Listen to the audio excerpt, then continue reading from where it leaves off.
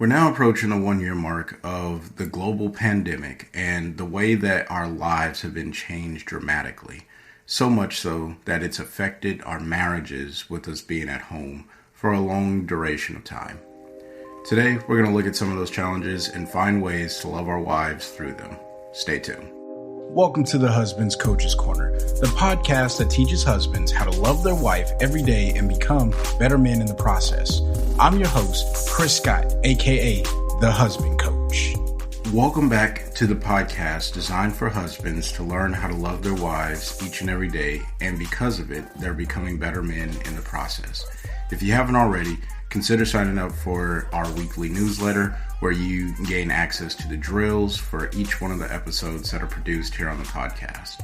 And if you're on a platform that supports some sort of interaction, be it liking, commenting, subscribing, reviewing, rating, whatever it may look like, please, I would ask that you do that because it does help get the message spread across that platform and triggers those algorithms to share this information with more people based off of the rating and reviews that you provide to it. So if you got time, I would really appreciate it if you just shared a quick comment or like or subscribe. Now, one of the things with the following issues that I'm going to present here today, one, this is not all inclusive, and these are some of the main ones that have led to divorce, like proven led to divorce. Many articles that I read over the past, 6-7 months, because I started this podcast back in June of 2020. We were already in the pandemic with some stay-at-home orders in place across the globe,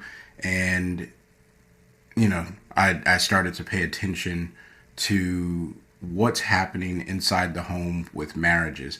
So today, the items that I bring up are not all inclusive, and you may be struggling with a particular issue.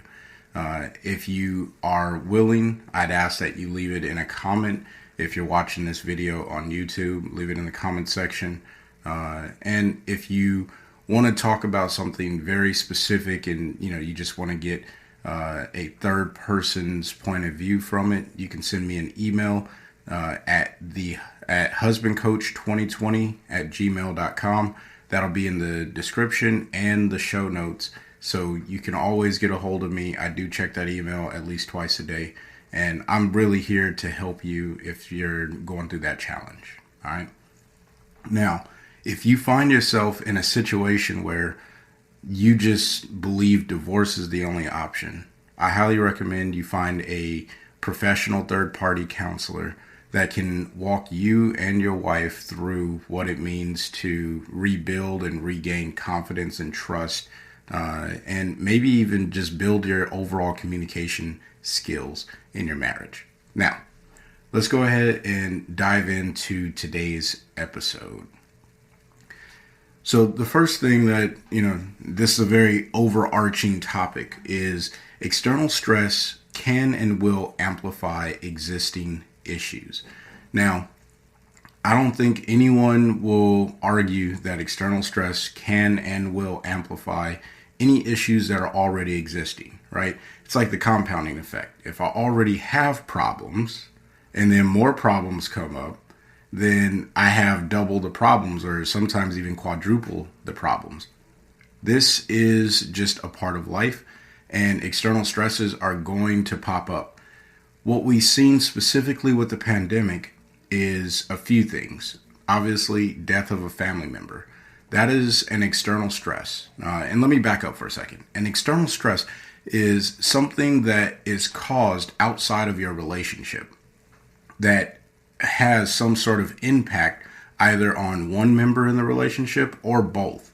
And in the terms of a death of a family member, especially if it was due to coronavirus, one, I'm sorry for your loss, and I understand the challenge of that. I lost my father during this pandemic. It was not due to coronavirus, but I understand. And that is an external stress. It's something that comes from outside of the marriage and can cause either you or your wife to have some sort of negative response to the things that you do because they're still dealing with the grieving process of loss. All right. That's obviously a big one. Another big one is the loss of a job. There are a lot of people here in the United States and across the globe that they don't have work anymore.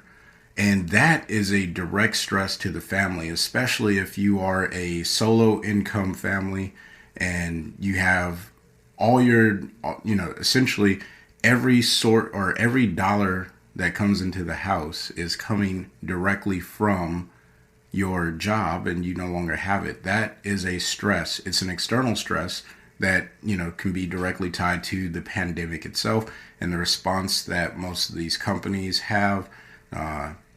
If you're a small business owner, there are a lot of reasons that the loss of job can absolutely lead to stress internal to the marriage. Another one, and this is a little less likely because of the stay-at-home order, but a car accident. When you do have a job and you get into an accident and now you no longer have a way of getting to your job easily and you have to start, finagling or putting things together so you can get to work, that's another external stress that can play in to the marriage, especially if you go from having 2 cars to maybe having 1 car. And how do you share that 1 car? My wife and I recently went down to 1 car, and we're blessed that I can walk to work from where we live. So, for me, it's a health benefit, and for my wife, it's a sense of security that she has the vehicle while I'm at work if she needs to go and do whatever she needs to go and do. And then, of course, there's always this external stress, and I think this happens outside of the pandemic, which car accidents obviously happen and death of a family member, loss of job, but identity theft. So there has been a lot of identity theft since the pandemic has started. And this is causing a stress on the finances. Now, the last 3 things that I mentioned, they are stressors on the finances. And the reason why I bring these ones up as the top stressors or external stressors is because finance itself can be an existing issue in your marriage.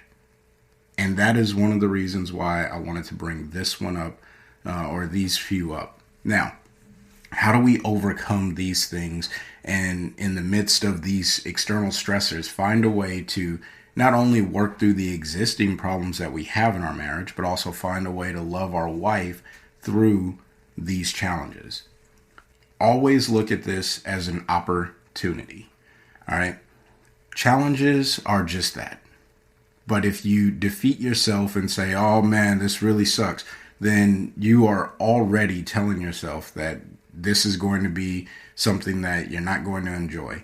And I'm not saying that every challenge is enjoyable, because you and I both know that every challenge is not enjoyable. However, see this as an opportunity to grow in love with your wife by overcoming these external stresses together. So you're going to have to recruit your wife and work together as a team. This is going to build so much unity in your marriage in a way that, if there weren't external stressors where it's something you two can band together to overcome, maybe you wouldn't have made it through. So my recommendation here is recruit your wife and have a genuine conversation and build out a plan. If you got last week's drill, you got the problem-solving steps. That's all this is. But you're intentionally sharing those problem-solving steps with your wife. All right? Now, this is how you can overcome all of these with the exception of death of a family member. There is an emotional grieving process that goes along with that. In these types of situations, what you really want to do is try not to fix anything that's going on, especially if this is a loss of a family member that your wife is experiencing. try not to fix the situation. Resist all the temptations to just jump in and say, okay, let's do this and let's do that. Instead, just be there to comfort her, to console her, and to listen to whatever is going on, if she's willing to share and talk about it. That's all you have to do in these situations. And sometimes that's tough. For me personally, I don't like tears. I don't like crying. I don't like to be around people that are crying. When my father passed away, I realized that I had to step up and be a comforter to those around me who were hurting. And that's not to say that I wasn't hurting, because I still hurt. I miss my father every day. For those of you who have been following the podcast, my father is my mentor and has been for years. So I lost a huge portion of my emotional support in my marriage and just in my personal life. So at the moment that my family was grieving, I had to go in and say, okay, I got you guys. And you're going to need to be there for your wife in that circumstance as well. And only when she confirms that she's ready for you to help her fix the situation, you should fix the situation. If she never confirms that, then don't worry about it. All right? Just be there to listen and to love her. Now, moving into the next situation that I observed. Intentional quality time is still important. There are so many articles that I read where people were saying, I've been at home with my wife, or the wife is saying, I've been at home with my husband, and it just feels like we're always around each other, so I need to be separated, and I need my space, and, all these things. 100% relevant. But when I say intentional quality time, all of those individuals were talking about time spent. That doesn't mean that it's quality. That just means that you are in the same house, and, depending on your living conditions, you may not have an office. So you may be sitting at the kitchen table while your wife is sitting in the living room or at the dining room table, whatever. And you guys are stepping on each other's toes where she's used to not having you there, or maybe both of you are used to being out at work throughout the day, and then you come home together. There's kids involved. I get it. Quality time is still important though. All right. So here's some thoughts on quality time.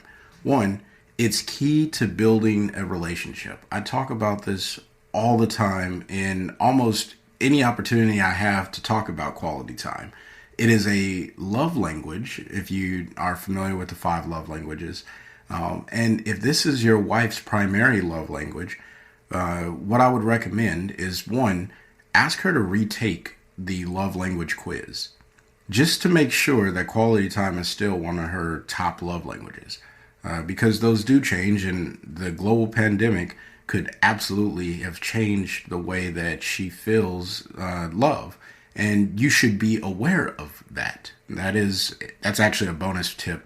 It wasn't in the notes, just thought about that right now, but wanted to share that with you guys. When you are building your relationship by spending quality time, this is something that will, one, go way beyond the pandemic, right? Everything that I talk about is going to help you in the pandemic, but the goal is to help you beyond the pandemic, all right? The next thing, or my next thought on intentional quality time, try to coordinate your lunches if both of you work, or regardless, whenever you can take a break and have lunch, whatever time that is, try and coordinate that with your wife so you can have lunch together. And, just embrace each other in being together. I've talked about this in the past. Don't focus on talking about how's your day at work. That's such a very cliche way of communicating, and it's dry. And a lot of times, unless your wife is extremely passionate or you're extremely passionate about the work you do, you're not even really going to want to talk about it all that detail. And maybe you end up ranting about some stuff that you don't like about work. And that's not a very constructive way of spending time with your wife. Instead, talk about things that you want to do over the weekend, things that you want to do together, places you want to go, people you want to see. Maybe even just plan out your next date together. These are things that bring you closer together, and that is quality time because both of you are working on, okay, yeah, this Saturday, let's have a stay-at-home dinner and a movie, or let's have a stay-at-home date night where we dance all night long for 4 hours straight up, from 10 until midnight. I guess that's only 2 hours. So from 8 until midnight, whatever it may be, just plan it together, and you could do that over your lunch break. And if you do that, intentionally planning your lunches every single day through that week, by the time you get to that date night, the passion that you will have built because you both worked to build this date night together, that's quality time. You spend it throughout the day, throughout the week, and now you're at the catalyst of what you planned. So try and coordinate your lunches together. That's a really good way of meeting your wife where she is. Now, I kind of already jumped into my last thought on quality time, which is still plan date nights with your wife. I get it. Some things have loosened on restrictions at the time of the recording of this, but let's just assume that restrictions have not been lifted and we are still being told that we have to stay in our homes and, or at least in the immediate area of our home. Maybe you can have a date night where you walk around the block, and I guess maybe not a date night. It does not have to be night, right? I don't recommend taking walks at night.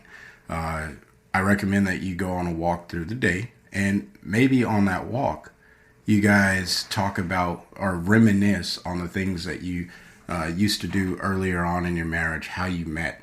One of the funnest stories that I get to tell my children is how my wife and I met. And I really enjoy when my wife is there because we remember how we met. The big pieces are very similar. But the small details, the way that I've seen it through my perspective, it's just a fun story to tell our kids, and our kids love hearing it because it's just funny, and my wife loves to hear it. It always brings a sense of joy in our home when we tell the story of how we met. So, just reminisce on things that you guys used to do and plan again for the things that you want to do in the future. This is how you can bring the past to the present and you guys come together of what you want to do for the future. So hopefully that made sense. Intentional quality time. The next one is division of work in the house. You got to share it. All right. So let me be as clear as I can on this. There are things that need to happen inside of the home that traditionally you used to do, or maybe your wife used to do. And now that you're both at home, you get a little bit more complacent and those things don't happen as often because you're so focused on doing other things that your whole life has changed. Get back into the routine of doing the things that you were already responsible for if you lapsed in doing those things. Now, where you see your wife challenged and struggling on the things that she is responsible for in the house, or that she used to be responsible for in the house, then spend time taking care of those things with her or for her. This is a prime way of providing acts of service, which again is another love language. All right. I don't know how else to break that down other than find ways that you can show your wife that you see she's struggling with something and say, you know what? I love you. I'm going to help you through this. It is a huge burden off her shoulders when she sees that we can identify with the challenges she's going through and we love her enough to step out of our comfort zone or out of our routine to take care of those things. All right. Now, obviously, I've said this in the past, You got to know what you're doing. If you don't know how to use the washer or the dishwasher or whatever, then ask her, how do I do this? So that way you can do it and then not like upset her that you're doing it the wrong way. All right. And here's the last thing that I have. We as husbands, we got to be peacemakers in the home. It is so important that we provide sound leadership and confidence in the home because it brings stability for our wives to trust in the things that we say and do. Now, when I say leadership, I'm not saying dictatorship, okay? What I mean is the first person that should come to the table and say, hey, let's work through our differences, let's work through our challenges, should be you. It should be us as the husband. We are the leaders in our home, and we bring our family through the tough circumstances. So we have to be a visionary, and we have to be able to show them that we can get through this, and we will get through this, and we'll end up on the other side of whatever this challenge is. If that is not something you are providing in your home, then it's going to be extremely hard to be a peacemaker, because there are people who call themselves peacemakers, but they're very passive in their approach, meaning they don't address circumstances or situations, and they don't have a real plan developed to get through whatever their situation is, and they're just hoping that it just goes away at some point. Now, that brings us back to our very first topic of existing issues are amplified when we are in home with our wives, and you may be the cause to some of these existing issues. So this is something that you have to look at and say, okay, am I a peacemaker or am I passive? Now, a peacemaker is someone who says, we're sitting down, we're going to figure this out, we're going to work together, we're going to get through this, and there is a better future for the two of us together. All right? That is the type of leadership that we have to provide in the home. And when we demonstrate that, our wives will truly say, okay, you know what? I need to step up and sit down. And it may not happen instantly. It does not always happen instantly because every situation has a different level of how you become or how you get through it, right? Every situation has a different level of how you get through it. So just keep that in mind. The other thing about being a peacemaker, use I statements over you statements. What that means is if there's a situation that arises in the house, say, I feel like, or I believe this is, those are I statements. Instead of you always do this, or you should be doing this, you shouldn't be. Like, don't start your statements that way, because that's an instant, like, point the finger at a person, and no one likes to have fingers pointed at them. So you are not being a peacemaker if you start with, you need to do better at this. I'm just saying, not a good way of starting your peacemaking ability. Now, the other thing about being a good peacemaker is you have to listen more than you speak. If you caught my last episode of one of the hardest things about being a husband, it is we overtalk. And this is very true. We overtalk. So just be quiet. Listen.